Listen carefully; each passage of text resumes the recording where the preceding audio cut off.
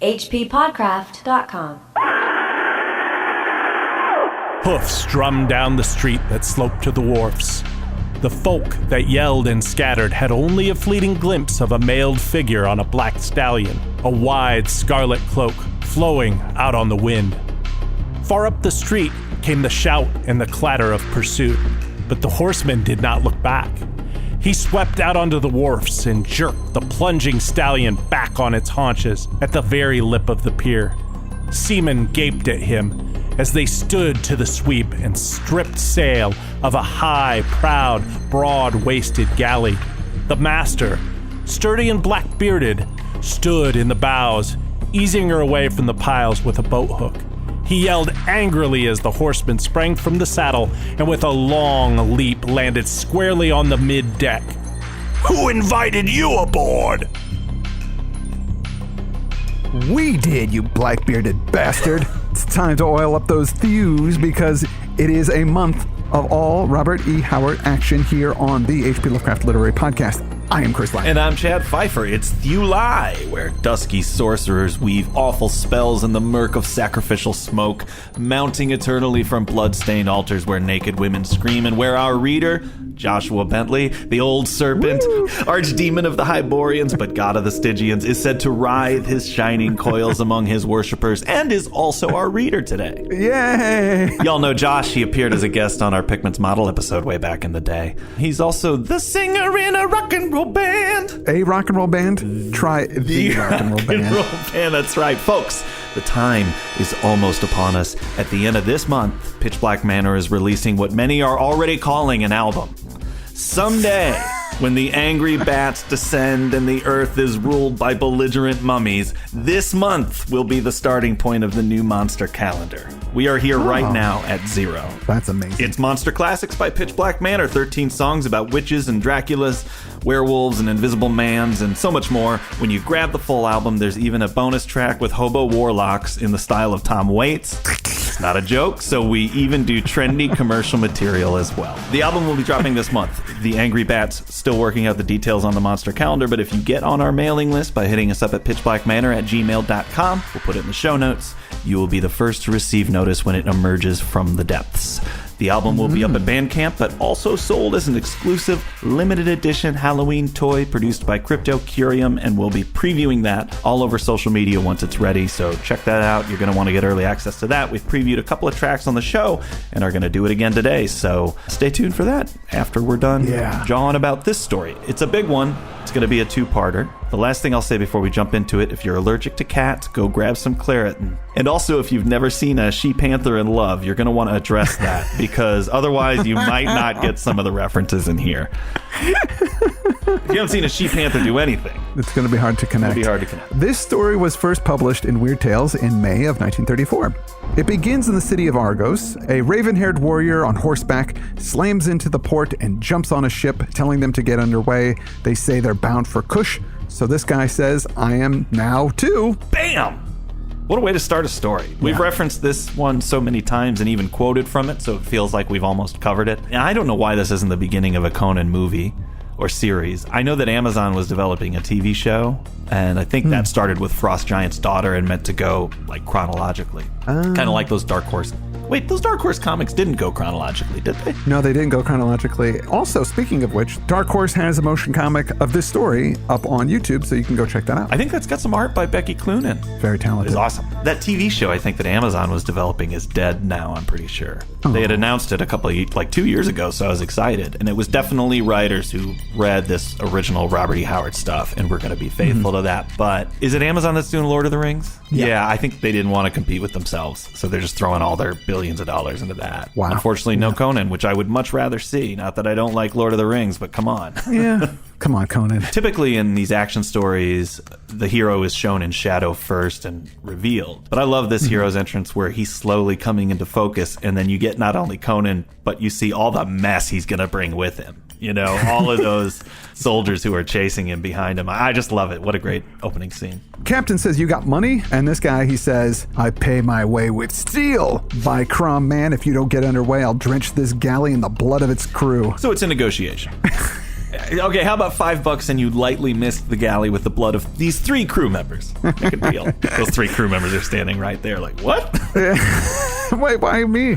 The captain looks at this raven-haired, blue-eyed warrior and like, yeah, it ain't worth it to argue with this guy that's holding a bloody sword. Yeah. So, okay. He's got the upper hand in that negotiation. The captain says his name is Tito. I'm assuming his last name is Jackson.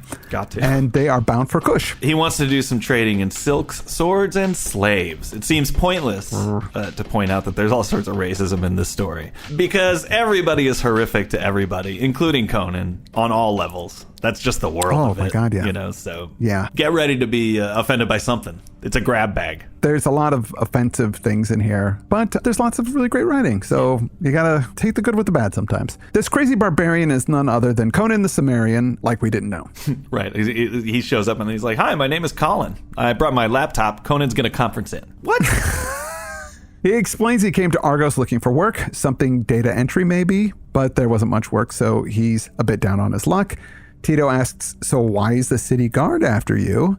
And Conan explains he was at the pub chilling. This captain of the guard started messing around with the sweetheart of one of the soldiers. Naturally, the soldier ran the captain through and then he fled. Everyone else took off, but Conan was like, I gotta finish my beer. Since he was the only one to witness this whole thing going on, they have him come into court and the judge is like, who did this? And Conan is like, oh, he's my bun. I'm not gonna rat him out. The judge talked a great deal about duty to the state and society and other things I did not understand, Conan said. Yeah. So Conan still's not gonna rat out his buddy. So the judge said, you're gonna go to jail until you give up your buddy. So then, this is what Conan does. So then, seeing they were all mad, I drew my sword and cleft the judge's skull. Then I cut my way out of the court, and seeing the high constable's stallion tied nearby, I ran for the wharfs, where I thought to find a ship for foreign ports. Which you did. Conan just was like, oh, you guys are on this whole other societal framework. Yeah. I don't go by that. That's not my thing. Yeah. I'm just going to murder you all. Well, they were threatening him. They said they were going to detain him, put him in jail. And he's like, for rules I didn't agree to? No. I mean, that's the scene we reference all the time, and I like this entire story. I think it's one of the best Conan stories, but that little backstory right there, really the best part of it. Yeah, it is. Because all Conan stories, and this one in particular, they're kind of pornographic in style. There's no graphic depiction of sex. It's just that everybody's impossibly dimensioned. The whole world is kind of swollen, you know, and the decision-making is questionable, just like porn. So this one, like the best pornography, though, has little moments of truth. Who hasn't been dealing with some health insurance rep or bureaucrat and just wanted to cleave their skull? I don't even know what you're talking about. Why won't you let me out of this payment? Whatever it is. And Conan also does something really human here. He pretends he didn't understand something to get out of doing it. I mean, he's always saying, these ways of civilized men confuse me. You know, and here he says, it was all crazy talk. I didn't know what to do with it, so I just had to murder them. But later in the story, he busts out some fairly complex philosophical reasoning. So yes, he does. I think he just didn't want to understand. No. And that's cool. I get it. You know, I do it. Here during coronavirus, I'm seeing all sorts of little Conans out there. I went to a bar and I didn't wear a mask because your science is confusing to me.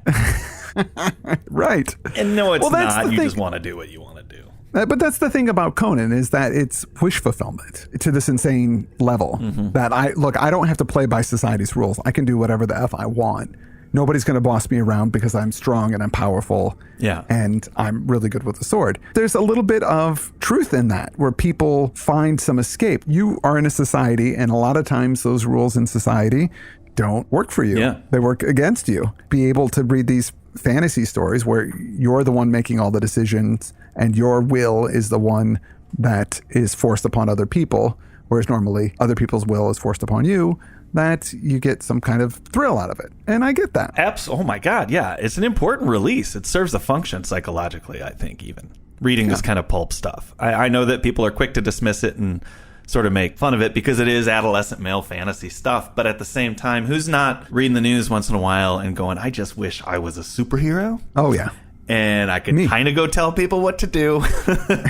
Yeah. For good. And Conan's a superhero. He just says, I don't agree to this. And when they say, well, you have to, he goes, no, I don't. I like to think I'd be a little bit more moral than Conan. But again, don't give Chris Lackey superpowers. It won't be pretty. I just think, sometimes you have to overreach a little bit to make a point. I don't think he's going to have this kind of problem with a judge in the future. If the papers adequately report what just happened.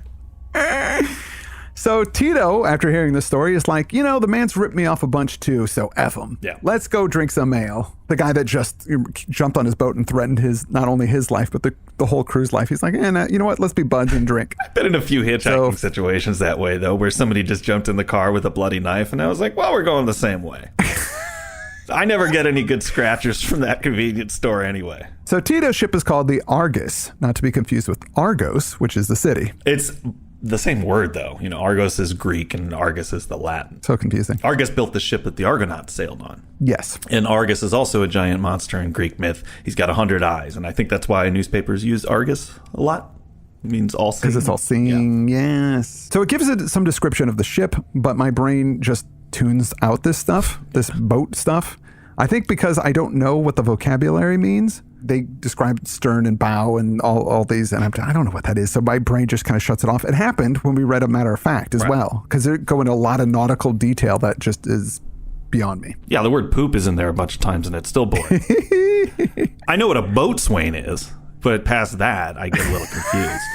But this is good because the ship is broad in the middle and tapered on either end. And I think that description's intentional because it's almost the opposite dimensions of the Queen we'll be meeting soon. She's straight up 36, 24, 36. They sail for a few days, good weather, and all seem well. They see the coast of Shem, but don't stop. They can't make much money there. Shem belongs to Shemp and the Shempites. Everybody knows it. Always a curly Joe man myself. They pass by the entry into the river Styx, but they don't go there either. It's creepy. The Stygians worship Set and have dark rites and such. If you were opening up an occult bookstore in Georgia, Dark Rites and Such would be a really good name.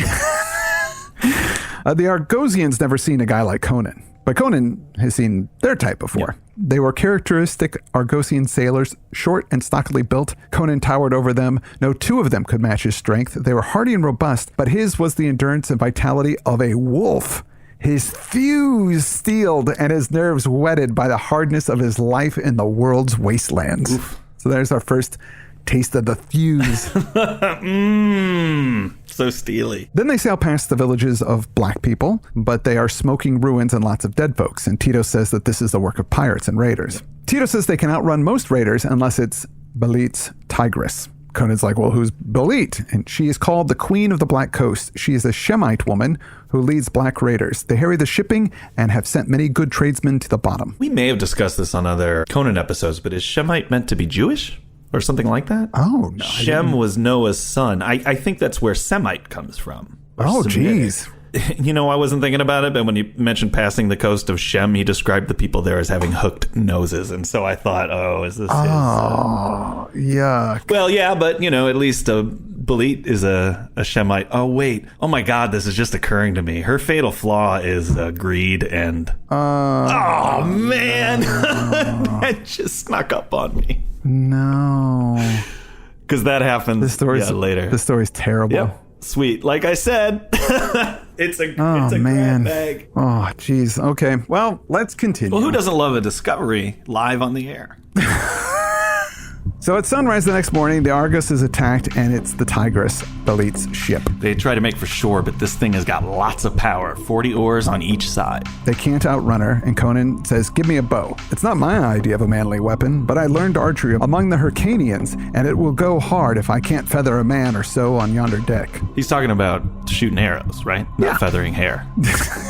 A little David Cassidy action there. I know what will vex these soldiers.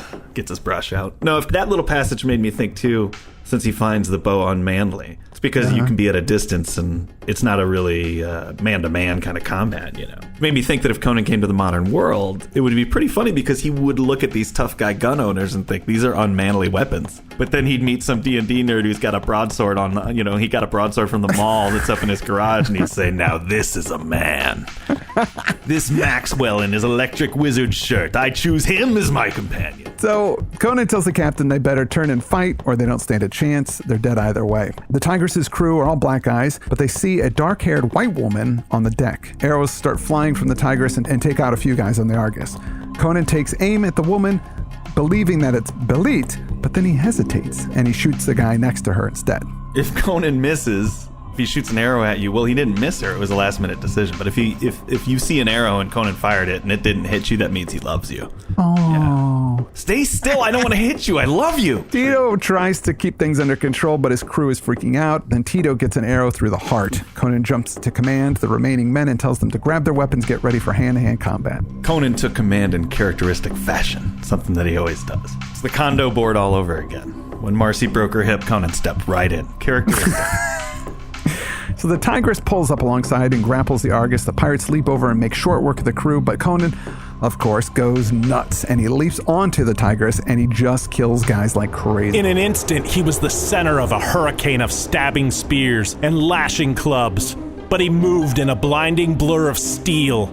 Spears bent on his armor or swished empty air, and his sword sang its death song. The fighting madness of his race was upon him, and with a red mist of unreasoning fury wavering before his blazing eyes, he cleft skulls, smashed breasts, severed limbs, ripped out entrails, and littered the deck like a shambles with a ghastly harvest of brains and blood. Ghastly. Belit comes forward and has all the pirates hold. She looks to Conan and is impressed with him. Conan is also impressed with her as well. She was untamed as a desert wind, supple and dangerous as a she-panther. Okay, see, now I'm glad I know what that is. She came close to him, heedless of his great blade dripping with blood of her warriors. Her supple thigh brushed against it. So close she came to the tall warrior. Her only garment was a broad silken girdle. Her white ivory limbs and the ivory globes of her breasts drove a beat of fierce passion through the Cimmerian's pulse, even in the panting fury of battle. Her rich black hair, black as a Stygian night, fell in rippling burnished clusters down her supple back. Howard knows how to sell a magazine. I read all this high adventure stuff when I was young, and long idealized passages about sexy warrior women were okay by me. Actually, there were a couple of drive-bys up there that we didn't mention. There were all the naked women getting sacrificed. I did read that bit at the top, but they also passed, at one point they passed a castellated point of land, and naked dusky women with great red blossoms in their hair stood and called to his sailors and posed and postured brazen. A little siren song thing they managed to afford. Yes. Short form works for me too. Thought that was good. In all fairness, the men are all naked in this story too. Everybody's naked. When Belit shows up, it seems like she's not wearing anything, but she's actually overdressed when compared to everybody else. And you know one thing I love about Conan? He's usually dressed the way that they dress female superheroes. He's got a helmet and a cape, but somehow his chest is sticking out, you know? Yeah. Why is that? Yeah, it's ridiculous. I think Fabio would have made a pretty good Conan if Schwarzenegger hadn't been available. True. You know, and he's tough too. Did you ever... You remember when he murdered a goose on a roller coaster? I do, yeah. Just headbutted to death. So she asks where he's from, and he says Argos, but she's like, you're no soft Hyborian. And he's like, oh, nah, I'm Cimmerian. You are fierce and hard as a gray wolf. Those eyes were never dimmed by city lights. Those thews were never softened by life amid marble walls. I gotta say, I've never heard or read thews in any other work of fiction, or anywhere really, except in Conan stories. No. It's not a word that's never really used, but man, Howard uses them like crazy. Yeah. He loves thews. I think Emily Dickinson leaned on it pretty heavily in her poetry. But otherwise, yeah, I think you're right. Belit says, I am Belit, queen of the Black Coast. O tiger of the north, you are cold as the snowy mountains which bred you. Take me and crush me with your fierce love. Go with me to the ends of the earth and the ends of the sea. I am a queen by fire and steel and slaughter. Be thou my king. Wow. One of the sailors approaches on bent knee and says, Your Majesty, what if he's bad at sex? Some of these muscle guys, you know, they ain't got it where it counts. She's got one servant who's willing to speak truth to power. Coda could be a very selfish lover. Maybe. She I don't doesn't know. She's making crazy pledges here. Conan looks at her men, but they don't seem wigged out by her throwing herself at him, the guy that just killed tons of their guys. And he thinks, oh, they worship her like some kind of goddess. That's why they're not bothered by this. Whatever. He thinks the lady could be a good time, so he agrees to go sailing with her. Yeah, he's got vacation energy, you know. Hey, this is fun. Let's go. As they moved out over the glassy blue deep, Belit came to the poop. Best line in that. Wolves of the blue sea, behold ye now the dance, the mating dance of Belit, whose fathers were kings of Ascalon. She then proceeds to do a sexy dance and then falls before Conan's feet. Her eyes were burning like those of a she-panther in the dark as she tore off her ornaments, her sandals, and her silken girdle. So she strips, does the mashed potato with no music. No music. This scene would be so surreal and awesome. Yeah. Uncomfortable is how I would feel. It says the blind flood of the Cimmerian's desire swept all else away as he crushed her panting form against the black plates of his corseletted breast. Whew. Did she have sex with him in front of everybody? Yeah, man. Wow. You've worked on a porn set. That's not very distracting, is it? Yeah. It's a strange scene. That's all I have to comment on that. I wonder if that one guy that tried to help her out a little earlier was like, no, look, he's pretty good.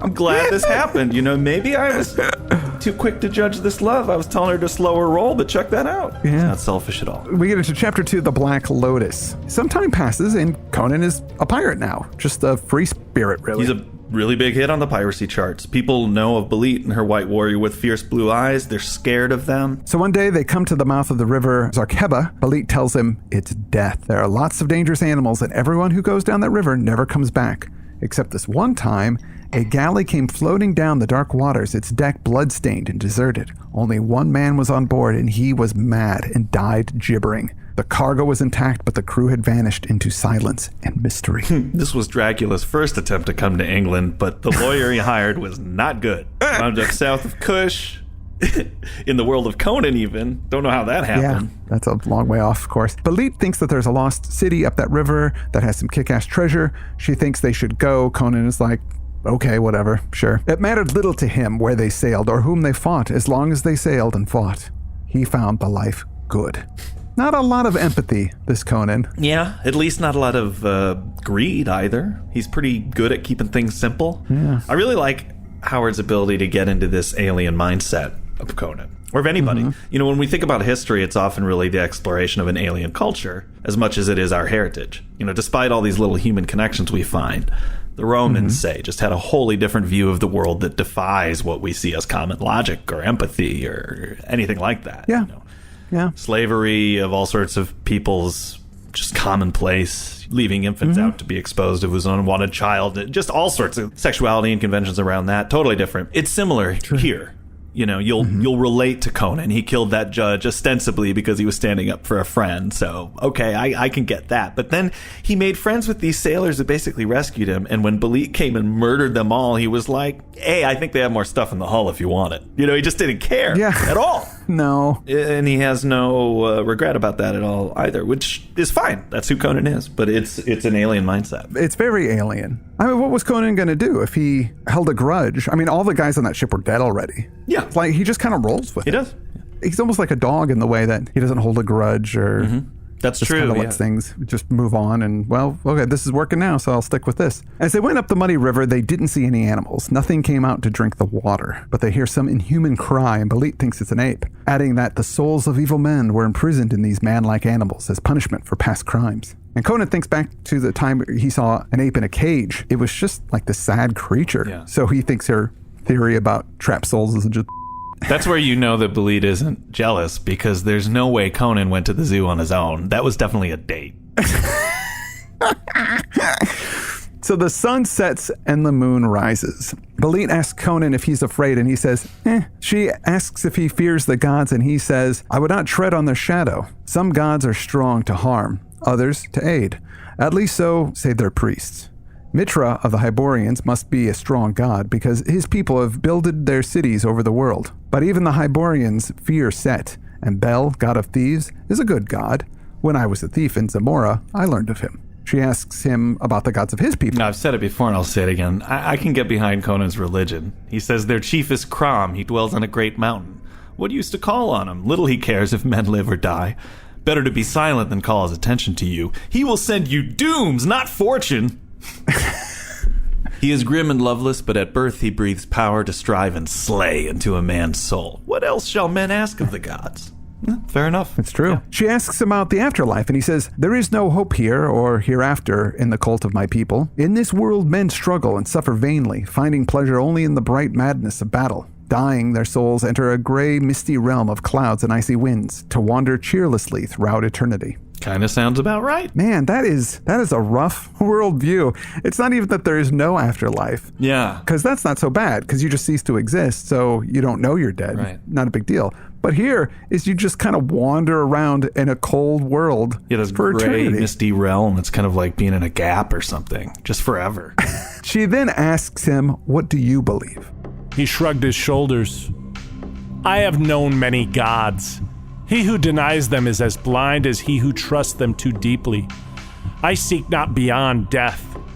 It may be the blackness averred by the Numidian skeptics, or Cram's realm of ice and cloud, or the snowy plains and vaulted halls of Nordheimer's Valhalla. I know not, nor do I care. Let me live deep while I live. Let me know the rich juices of red meat and stinging wine on my palate, the hot embrace of white arms, the mad exultation of battle when the blue blades flame and crimson, and I am content. Let teachers and priests and philosophers brood over questions of reality and illusion. I know this, if life is illusion, then I am no less an illusion, and being thus, the illusion is real to me. I live. I burn with life. I love. I slay and am content." I'm looking forward to the film adaptation of Conan's book, Live, Love, Slay. I am too. Gonna be a good one. Yeah. Ah, delicious. Well, we've quoted that before, and it is my favorite part of the story, other than him murdering the judge. I was texting with Bentley about this as he was, preparing for the read, and he texted me and said, "Conan is an existence precedes essence kind of guy," which is a very casual reference to the work of Kierkegaard and Sartre, which I think demonstrates that both Conan and Josh are quite a bit smarter than they're letting on. Yeah. Josh is going to hear that and go, "Oh, thanks. Wait a minute." He also texted, "Conan would hate Plato," which I think is a reference to the philosopher Plato. What other Plato is there? Could have meant that he didn't like Dana Plato as an actress. Who doesn't like Dana Plato, though? Obviously, it was the philosopher. Obviously, it was Come the on. philosopher. That's true. Belize says that there is life after death. She knows it. But then she decides to get sexy with him. She rose lithely to her knees and caught him in a pantherish embrace.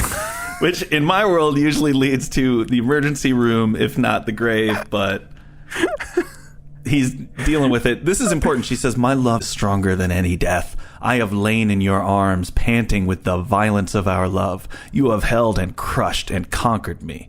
Were I still in death and you fighting for life, I would come back from the abyss to aid you." She pledges her undying love to him, but then they hear a scream. One of the crew has been entangled by a giant snake.